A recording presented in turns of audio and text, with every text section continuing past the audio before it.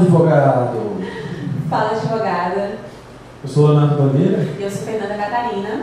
Estamos começando o primeiro episódio do podcast da Advocacia Criana. Sejam muito bem-vindos. Sejam muito bem-vindos. O nosso objetivo aqui é muito simples, é conversar de forma rápida com um convidado de destaque sobre direitos, sobre a sua vida, sobre a sua experiência na advocacia e outros temas relevantes para a advocacia criana. Nós estamos aqui com um convidado muito especial, Marcos Vinícius Jardim Rodrigues. Seja muito bem-vindo, Marcos. Nós vamos falar hoje sobre a história da nossa querida OAB Acre. MV, como eu conheço, como eu sempre chamei, se apresente, fale quem é você no Fila do Pão. Tudo bem, Fernanda, Leonardo? É um grande prazer, Leonardo, te conheci hoje. Fico feliz, agradeço o convite, né? Se tratando da Comissão da Jovem Advocacia, fico muito feliz em sempre participar.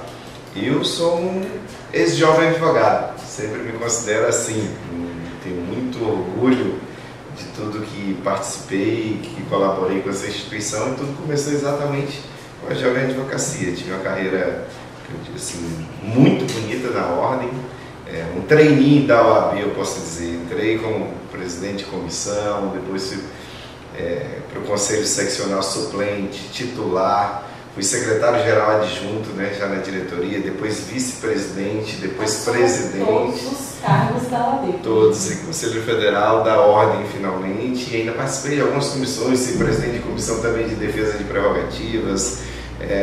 No Conselho Federal fui presidente da Comissão de Relações Institucionais da OAB, realmente participei bastante. Então, hoje estou no CNJ, mas tenho muito orgulho de tudo que construí na nossa ordem. A melhor pessoa para falar sobre a história da OAB. Com certeza. E esse ano, nós completamos 90 anos do OAB Acre. E é interessante que nós, para nos prepararmos para essa nossa conversa, nós pesquisamos um pouco, né?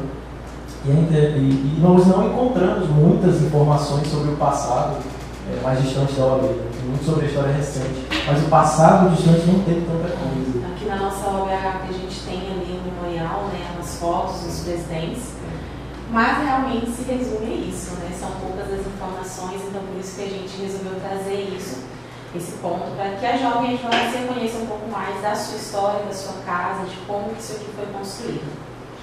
Olha, as coisas do Acre, né? Acho que nossa OAB também linka bastante com a história do Acre, bem pitoresca mesmo.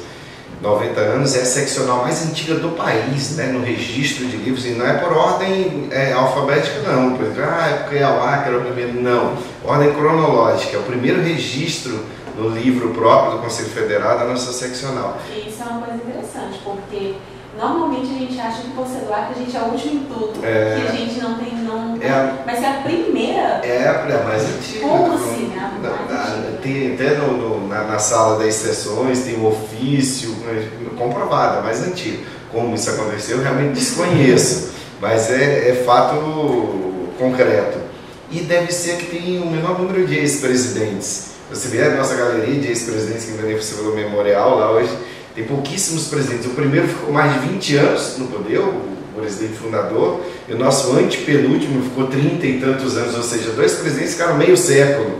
Então, dos 90, nós temos acho que 8 ou 9 ex-presidentes na nossa seccional. O único ainda vivo que me assusta sou eu.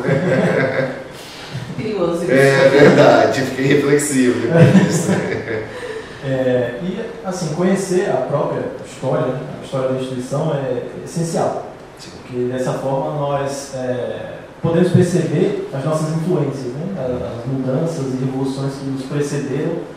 Tu falaste uma expressão muito legal, né? Revolução. Eu falo sempre que eu tenho, assim, muito orgulho de ter feito parte de um grupo revolucionário. Nossa instituição, assim que eu formei, mas formei em meados de 2000, 2001, na realidade havia, infelizmente, uma ausência institucional. Nós tínhamos, como eu falei, esse ex-presidente que permaneceu sozinho durante mais de 36 anos, nós tínhamos denúncia de corrupção da nossa instituição, o exame de ordem que era setorizado, cada seccional poderia fazer a sua, era usado como um balcão de negócios, pessoas, bacharéis que não passavam nos estados onde o exame era mais rigoroso, vinham para o estado lá, faziam uma prova e passavam, 100% de aprovação durante décadas, entendeu? Realmente a troca do exame de ordem da carteira da OAB pelo voto a cada período eleitoral, e assim a pessoa se perpetuou com quase 40 anos seguidos na presidência da ordem. Então imaginemos nós aqui o que era a instituição já nessa época, depois de mais de 30 anos de não exercício, né, só de mandato.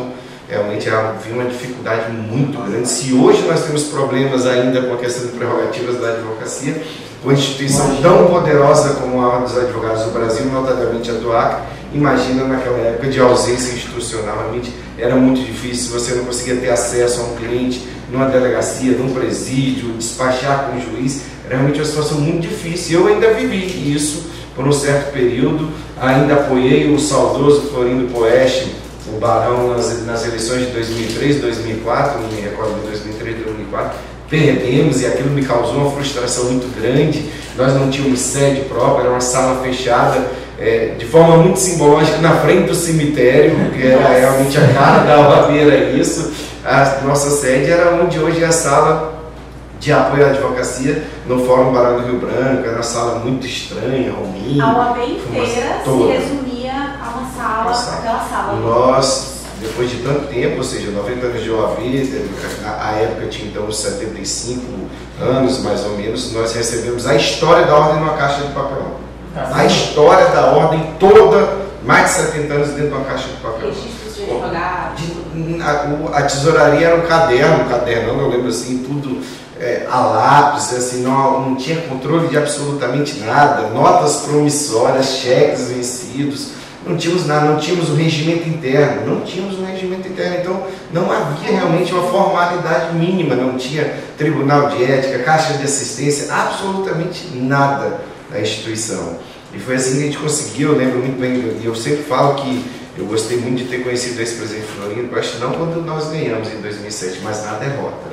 Quando perdeu, que eu tive aquela frustração de jovem advogado que queria uma instituição poderosa que trabalhasse para mim, fiquei triste. No outro dia ele me ligou e falou: Barão, dessas eu já perdi várias, porque havia essa luta desses advogados, né, há muito tempo para realmente conseguir alçar a instituição. Era a tua primeira vez perdendo, mas a dele já era. E ele me ligou e falou: você não pode de modo algum ficar aí esquálido, deixar isso te abater, daqui a 3 anos tem mais, vamos continuar trabalhando e vamos mudar. E assim foi, 3 anos lutando, e enfim, em 2007 vencemos a eleição por menos de 7 votos, menos de 1% do colégio eleitoral. Foi uma eleição extremamente tensa, mas foi bonita e uma vitória espetacular. E, Fernando, é interessante que os problemas da OAB, ressaltou, se confundem com os próprios desafios e problemas do Acre e do próprio Brasil, né, nesse período. Percebe, né? Que... Isso hoje você vê assim, é uma felicidade estar no Conselho Nacional de Justiça, a cúpula do Poder Judiciário Nacional, vindo do Estado do Acre, sendo do Estado do Acre, porque eu conheço a realidade de um Estado distante geograficamente, um Estado pobre economicamente, com as deficiências de estrutura pública, e você consegue levar isso para o cenário do centro-sul do Brasil, que muita gente não conhece. Então, quantas e quantas vezes nos meus votos, nas minhas manifestações do CNJ, eu sempre falei: o Brasil não se resume a Brasília, o Brasil não se resume ao centro-sul do país. A gente tem que olhar para a realidade do norte e do nordeste brasileiro, notadamente do interior do norte e nordeste brasileiro, que é muito diferente de tudo que a gente vive aqui. O Poder Judiciário não pode atuar sem uma visão periférica continental como o nosso país. Então, isso que você falou do Acre é muito importante para mim. Eu sempre levo esse meu testemunho, essa é a minha vivência de uma realidade muito grande do país. Você falou aí que, né, teve esse início que você participou dessa revolução. Quando a gente fala lá, né, nesses 35 anos de mandato de uma pessoa só, porque não era uma gestão, né, não era um grupo, falando de uma pessoa só que foi presidente por 35 anos. Onde você estava, né, exatamente? Tu já era advogado nesse momento, era acadêmico, em que momento tu pegou isso? Um dos momentos que eu mais me emocionei nessa senda de presidente, juro por Deus, sem qualquer demagogia, uma das sempre as solenidades que eu mais me emocionava era a entrega de carteiras de advogado, porque eu não consegui ter essa felicidade. Eu sou egresso da Universidade Federal do Acre, fui um aluno mediano, quando estudava, tirava 0, nunca fui nada excepcional, mas me preparei para o exame de ordem fiz dentro das regras do jogo da época, mas eu não sei, até hoje eu não sei se eu fui bem, se eu fui mal, porque havia um padrão, inclusive, de notas, era 7, 7,5, só tinha essas notas, era o que passava, 7, 7,5, então assim, eu não sei, eu até brinco, faço uma brincadeira, olha, eu tirei 7,5, de quem tirou 7,5 de fato passou, quem tirou 7 foi no esquema, eu faço essa brincadeira, mas... Então, assim, a alegria que eu vejo daqueles que conseguem passar no exame de ordem, da família, de tudo, eu não tive essa bonita passagem na carreira, entendeu? Assim, então, eu era advogado, tinha feito exame de ordem aqui, como eu falei, dentro das regras do jogo, peguei minha carteira e estava começando, como todos começam, né? Assim, na luta, sendo visionário, pensando o que poderia acontecer. E quando veio o estalo de se envolver dentro da OAB, realmente participar... não apenas ser um advogado. Meu ex-sócio, Ricardo Antônio Santos Silva, já era assim, já tinha uma vocação associativa muito grande, já era um desses, junto com o Florindo e vários outros que sempre tentavam realmente mudar essa face da OAB, e foi através dele que eu conheci esse trabalho e essa gana por vencer, por mudar a cara da nossa instituição. Foi através desse meu sócio que aí conheci todos os outros e participei, como eu falei, perdendo, e depois 3 anos assim, de uma oposição muito forte, uma oposição justa, assim, diga-se de então, sem agressões, nada personalizado, sempre respeitamos muito a pessoa do ex-presidente Aderbal, sempre falando isso, a gente fazia crítica em relação à gestão dele, na gestão da ordem, mas nunca de forma fulanizada, nunca de forma pejorativa, nunca tivemos ofensa. O Florindo terminava as eleições, várias que ele perdeu. No outro dia ele estava tomando café com o vice-presidente Aderbal na sala da OAB, que era lá no Sereno, exatamente. Então, nós ganhamos de uma forma muito legítima e digna, diga-se a verdade. Ainda falando um pouco sobre esses desafios no meio dessa jornada, antes da gente começar, estava comentando de uma situação que você, junto com os outros colegas, foram uma delegacia. Eu acho muito importante, porque hoje a gente acompanha muito nos grupos de jovens advogados, eu muito mais nos grupos de jovens advogados, advocacia criminal, a dificuldade de você muitas vezes tratar na delegacia, e eu acho que nem um terço às vezes a gente passa por aquilo que passou, por um aspecto, que é justamente a falta de representatividade institucional. Conta pra gente como que foi esse momento, porque eu achei sensacional. A minha experiência concreta diante de uma situação muito difícil. 4 advogados, eu mais novo, 3 advogados da época tradicionais, um já não está mais sequer entre nós, e fomos à delegacia falar com uma pessoa que estava detida, um parente dela ligou e fomos lá falar crime de receptação, parece bagatela, um botijão de gás, alguma coisa. O delegado não estava, era à noite já, estava o escrivão e falou que não permitiu que nós atendêssemos aquela pessoa. Nós perguntamos o porquê, porque era a ordem do delegado e não permitiu. Como que nós conseguimos na época? Porque um desses advogados conhecia o então secretário de segurança, ligou, falou da situação, o secretário ligou para a delegacia, o escrivão determinou, né, falou que nós tínhamos o direito à prerrogativa, e a reação do escrivão foi uma coisa exatamente o que representava a época. Ele ficou muito virulento, porque ele, na cabeça dele de ausência institucional, nós tínhamos conseguido um jeitinho, ou seja, de fato, em tese foi, porque foi um secretário de segurança, né, mas no exercício, na defesa das nossas prerrogativas, mas aí ele ficou virulento, foi agressivo, esbravejou, permitiu, porque realmente foi uma ordem de um superior, digamos assim, mas até falar, por isso que as coisas nunca dão certo, porque as coisas têm que ser assim. Quem tem força política imaginava que nós não estávamos, que a violência era contra a profissão dele e não contra a nossa, era essa a realidade. E é interessante porque a gente fala aí do momento que vocês têm uma pessoa, um contato que consegue chegar ao secretário. Imagina o restante da advocacia que não tem. O jovem advogado, que é o que mais sofre. Né? A jovem advocacia que mais sofre. Que não tinham acesso a ninguém que pudesse dar uma ajuda e também não tinham acesso à instituição para poder proteger, para poder resguardar. E hoje nós temos plantão 24 horas, hoje há bastante tempo, já, né? De domingo a domingo, 24 horas, isso é espetacular. Acho que isso é muito importante porque muitas vezes a gente começa na profissão e é importante a gente valorizar o trabalho de quem está aqui de forma gratuita, de quem está aqui de forma voluntária para fazer a advocacia crescer. e também para que outras pessoas estejam aqui dentro querendo dispor do seu tempo para ajudar o restante da advocacia. É importante a gente tentar realizar o fato desse. Imagine dormindo no sábado, no final de semana, na sua casa, tá lá dormindo, 3 da manhã, o telefone institucional toca, um delegado, um advogado pedindo ajuda, estou aqui na delegacia, não consigo. Aquela pessoa sai da sua residência. Nós temos uma mulher hoje, doutora Viviane, então ainda tem isso, se submete, tem essa situação de fragilidade, não tem como negar, e sai da sua casa de madrugada para atender e viabilizar o exercício profissional daquele colega. A gente tem que pensar isso, são pessoas realmente que se dedicam, um trabalho voluntariado, mas extremamente importante. E assim, ainda que a gente esteja falando de pessoas, né, muito determinadas, a gente tem aqui por trás a figura de uma instituição muito forte. Porque se a gente não tivesse a figura de uma instituição muito forte, de uma OBAC muito forte, a Viviane poderia ir lá e bater de frente, da mesma forma que vocês eram 4 homens advogados e estavam batendo de frente e não conseguiam. Por quê? Porque não tinha uma instituição forte naquela época, né? Então hoje a gente tem isso e juntamente com isso a gente tem pessoas que estão realmente querendo trabalhar muito, né? Dar para a advocacia. Ó, tem uma conquista democrática, uma conquista do povo, você imaginar.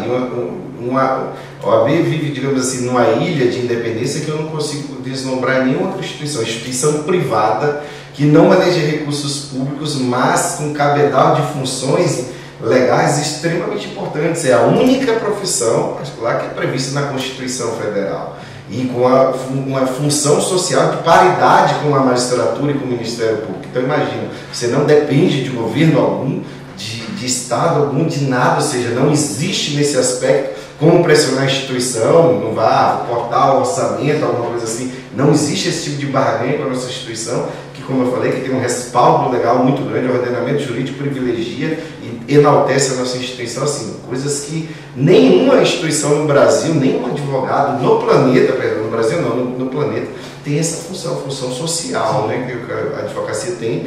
E daí que você vê essa relevante carta de serviços históricos que a instituição já tem para a sociedade brasileira. E a própria história da OAB se confunde com a conquista, né, desses direitos que nós temos hoje. Né? Essa autonomia, essa independência que nós possuímos também é fruto de uma responsabilidade enorme. Na época da ditadura militar no Brasil, os juízes eram perseguidos, não havia promotoria de justiça, os jornalistas perseguidos, torturados, muitos morreram. Quem batia de frente, quem descia os calabouços da ditadura era a advocacia. Foram os advogados que lutaram no fronte de batalha contra os períodos de exceção, contra a tortura. Bem definida. Era a essência, exatamente, era a essência. Sequer tínhamos, né, o atual Estatuto da OAB, sequer tínhamos a Constituição Federal, a Constituição Cidadã de 1988, mas a essência do profissional já existia. Então nós temos advogados históricos que prestaram esse serviço de defesa da democracia. Mas o nosso objetivo com o podcast, além de trazer, né, participação e falar sobre essas experiências, sobre essa história, é também fazer com que a Jovem Advocacia se aproxime da instituição, que a Jovem Advocacia queira vir para dentro da OAB e realmente participar desse movimento, dessa revolução que você participou lá atrás. Eu já peguei um caminho muito mais fácil, graças a Deus, é muito mais fácil.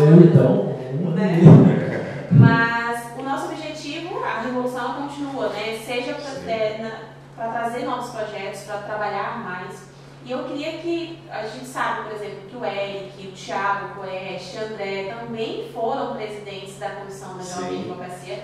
Para mim isso é muito significativo, porque eu tenho duas pessoas que foram presidentes da OAB, que saíram da CJA.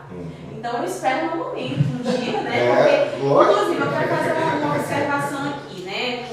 Vamos abrir uma aspas. Quando que eu conheci Marcos Vinícius, Leonardo? Eu estava no primeiro ano de faculdade, se não me engano.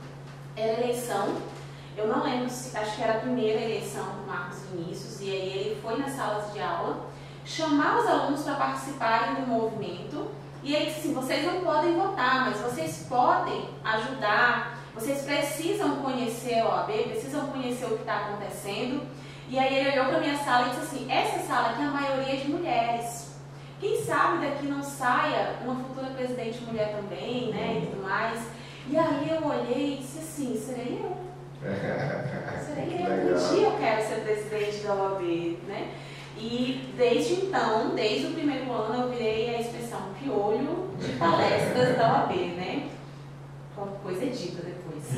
Mas eu virei piolho de palestras da OAB, então eu estava aqui sempre, desde a faculdade, comecei nessa comissão. Então eu acho muito importante todo esse envolvimento, né, de vocês, acho isso muito significativo, e eu queria que você falasse, né, sobre como que isso fez diferença para você, como que essa experiência de comissão da Jovem Advocacia, acho que até levar para o nível nacional mesmo, de como que eles se engajam para fazer diferença na OAB. Foi fundamental. E falava também muito isso nas sessões de entrega de carteiras, a consciência que o advogado tem que ter da sua função social. Isso você só consegue exercer através da ordem. Você, logicamente, tem a sua profissão, está ali no dia a dia, no seu ganha-pão, mas é através da instituição, da função associativa que você consegue exercer, né, essa face social que a gente tem que defender. Sempre falo que a advocacia, isso já várias pesquisas, ela é muito respeitada, a OAB é muito respeitada pela sociedade brasileira, sempre estando em primeiro, segundo colocado, junto com o Corpo de Bombeiros, não pela profissão em si, pela defesa, pela voz do cidadão no judiciário, mas exatamente por sua função social, exatamente por poder falar em representação da sociedade civil.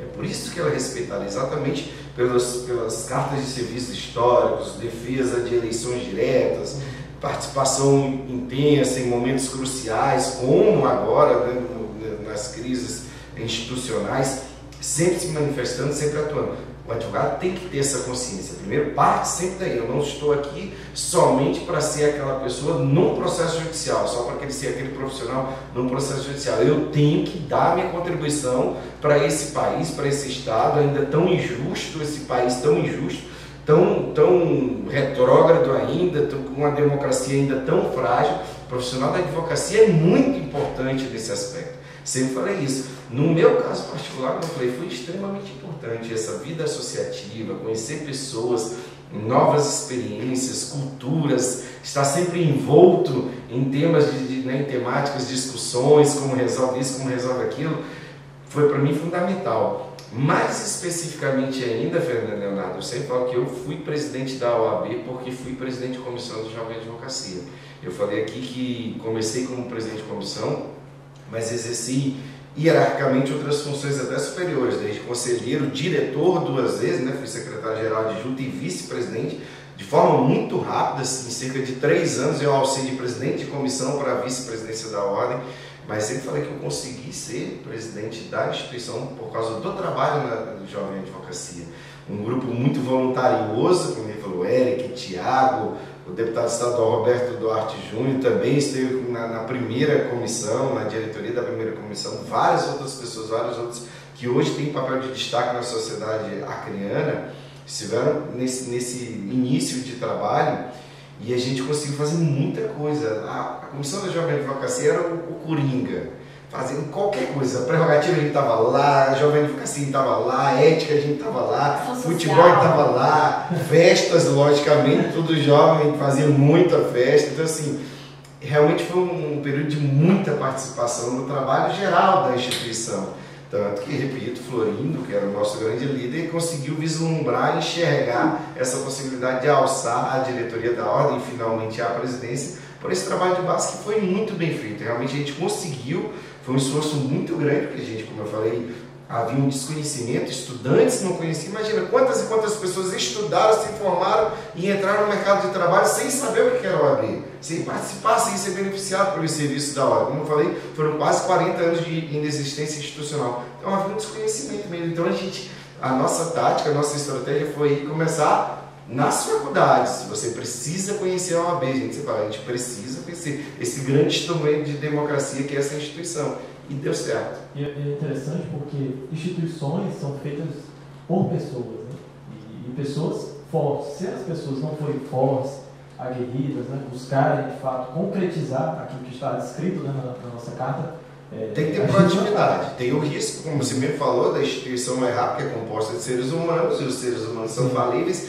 Mas o que não pode acontecer é jamais omissão, silêncio, né? A OAB ser chamada a pontuar, se manifestar, atuar, a agir em nome da sociedade e não fazer nada. Tem que agir. Se vai errar, a história julga. Sim. A história julga, define o que é certo e o que é errado, mas o importante é estar ali e fazer o que considera correto naquele momento.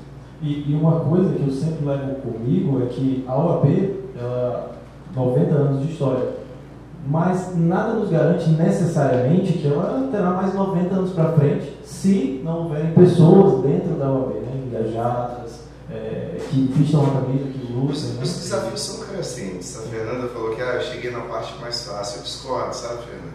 Discordo. Se você vê hoje, de repente a parte mais fácil foi quando eu entrei, porque embora houvesse esse, digamos assim, esse horizonte para construir, a gente sempre falava, perguntava para o Florindo, o que é que você mudou na hora? Eu falei, não mudei nada, nós construímos tudo. É bem diferente, porque não tinha nada para mudar. Então, não mudei nada, nós construímos tudo. Então, logicamente, tinha essa situação.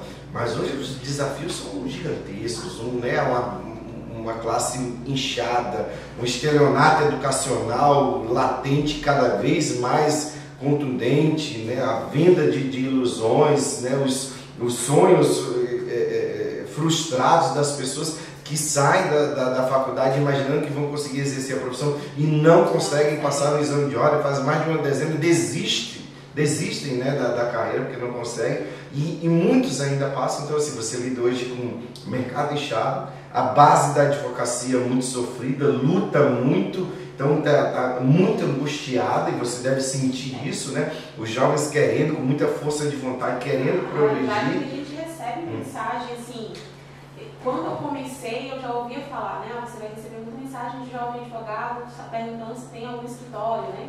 Que para dar uma ajuda, para começar a trabalhar, né? Mas não imaginei que fosse tanto, né? Hoje ainda mais as pessoas o tempo todo, e as pessoas realmente, né, assustam o quanto ainda tem aquela visão daquela advocacia glamorizada, de que vai ser só abrir um escritório. Eu acho muito interessante, porque eu lembro muito de uma conversa que eu tive com um colega um pouco antes da pandemia, e ele disse assim, não, eu tenho dinheiro para 6 meses com o meu escritório aberto, vai ser o tempo que vai entrar cliente, vai rodar dinheiro dentro do escritório. E ele investiu muito dinheiro nisso, né? Investiu todo o dinheiro que ele tinha e depois de 6 meses fechou. Né? Então essa, infelizmente, é a realidade. O projeto Semente Mortos começa sem um plano de negócio, uma ciência da realidade, como atuar. As faculdades não ensinam gestão, não ensinam como lidar com a carreira. Né? Então, realmente, muitos desistem, não conseguem realmente se estabelecer. É a grande maioria. E trazendo um pouco mais para o nosso dia a dia, né, da OAB, ela tem um papel muito essencial na vida do advogado em si, no papel democrático a gente já falou. E a gente quer saber um pouco mais sobre como lidar com esses problemas internos, Leonardo. Existem problemas internos e externos da OAB. Então a OAB ela se preocupa com ela tem 2 frontes de batalha. Tem um fronte interno com os advogados. A demanda corporativa e a demanda social. A demanda social, exatamente. Então, externamente, ela está inserida diretamente no Estado Democrático de Direito, né, na sua defesa e manutenção. E essa dinâmica, equilibrar essa dinâmica, eu acredito ter sido uma tarefa homérica do presidente. É difícil, mas é a função que a gente tem nesse âmbito corporativo, como o Fernando falou, você falou, realmente, já começa sabendo disso. Estamos lidando com uma base inchada, um número absurdo de advogados, 1.200.000 advogados cadastrados, aqueles números que a gente sempre fala, que sempre impressiona, o maior número de advogados do planeta, né? O maior somatório de universidades de direito do mundo. Se somar todas do mundo, são menos faculdades do que no Brasil. Só em São Paulo tem mais advogados do que na América do Norte inteira. Um advogado a cada 3 cidadãos, alguma coisa assim. Então, assim, é inviável. Praticamente todo tema que a gente toca, eu sempre procuro lembrar em como eu posso trazer ele para incentivar a advocacia a estar presente dentro da OAB e a realmente participar. E quando você fala, por exemplo, de qual é o prejuízo dessa virtualização, não da virtualização em si, mas do home office, de a gente ter eventos presenciais dos tribunais, mas a gente está com os fóruns fechados. Aí eu lembro que você sempre fala das discussões que existem, né, sobre isso e do quanto é importante a gente ter pessoas que realmente viveram a realidade do norte, se comunicarem sobre isso. Porque quando a gente analisa, por exemplo, o próprio acesso à internet, o norte é um dos locais que menos tem acesso à internet, mas é um percentual mínimo. E quando a gente trata do Acre, isso é menor ainda. Então, como fazer um debate em nível nacional e nivelar todo o Brasil quando não tem como nivelar? A gente não tem como aplicar não tem como dizer que a realidade é uma só e algo que vai ser determinado para todo o Brasil vai sempre prejudicar muito o norte e, consequentemente, prejudicar o Acre, a advocacia acreana. E quantas vezes a gente viu, de fato, que nesses debates tinham pessoas que estavam atentas a essa necessidade. A gente consegue ver isso agora através de você, que está lá, que foi nosso presidente. A gente conseguia ver a representatividade do norte, do Acre, das necessidades, das peculiaridades do nosso estado, através do ERIC, quando foi do CNMP. Então, vejam que a gente precisa dessa participação das pessoas dentro da instituição, porque vai chegar um momento que você vai sair, que o Eric vai sair como saiu, que outras pessoas precisam estar lá. E se a gente não tem ninguém hoje que está engajado, que está se movimentando, que está participando da ordem, quem serão as pessoas que daqui a alguns anos, daqui 10, 15, 20 anos, estarão representando as necessidades do nosso estado? Aquilo que você começou a conversar, falando da importância da atividade associativa, dessa participação. No ano de 2020, nós participamos de mais de uma centena de sessões do Conselho Pleno, unicamente para discutir matérias do Covid. Tudo que era relacionado, que o CNJ era provocado sobre matérias do Covid. Foram mais de uma centena de sessões extraordinárias para isso. E sempre havia discussões dos meios de tramitação eletrônica, das audiências por videoconferência, sessões de julgamento por videoconferência. E eu sempre falava, isso não pode ser levado a fósseis. Eu moro num estado em que velocidade de internet ainda é algo surreal. Nós temos problema de fornecimento de energia elétrica no estado do Acre. E eu falava da nossa realidade da subseção do Juruá. Falei, a advocacia do município de Cruzeiro do Sul teve que criar o terceiro turno de trabalho, que não consegue trabalhar no período da manhã e à tarde por causa do tráfego de dados que é muito forte e não consegue baixar um arquivo. Então redige o arquivo no Word, sei lá onde, para fazer o peticionamento à noite, era o terceiro turno. E tudo isso eu levei dessa realidade, sempre falando, o Brasil não é Brasília, entendeu? Levei por várias vezes, não tivemos toda a receptividade, infelizmente, mas o importante é pontuar, levantar a bandeira da advocacia, no caso da realidade do Estado do Acre, fizemos. Acho que conseguimos? Acho que sim. O objetivo era trazer um pouco da história da ordem, incentivar justamente a advocacia, principalmente para quem está começando a estar aqui dentro da OAB, a participar dos nossos eventos, a interagir com a ordem e saber a importância disso tudo, né?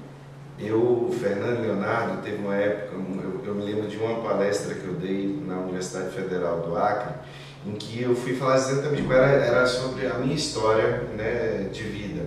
E eu fui falando algumas coisas que depois eu fui me lembrando que foram muito importantes na minha vida e foram todas meio por acaso. O meu primeiro estágio, eu lembro, no meu primeiro estágio, eu sou o primeiro advogado da família, filho de professores, nunca tive nada, sempre na família de classe média.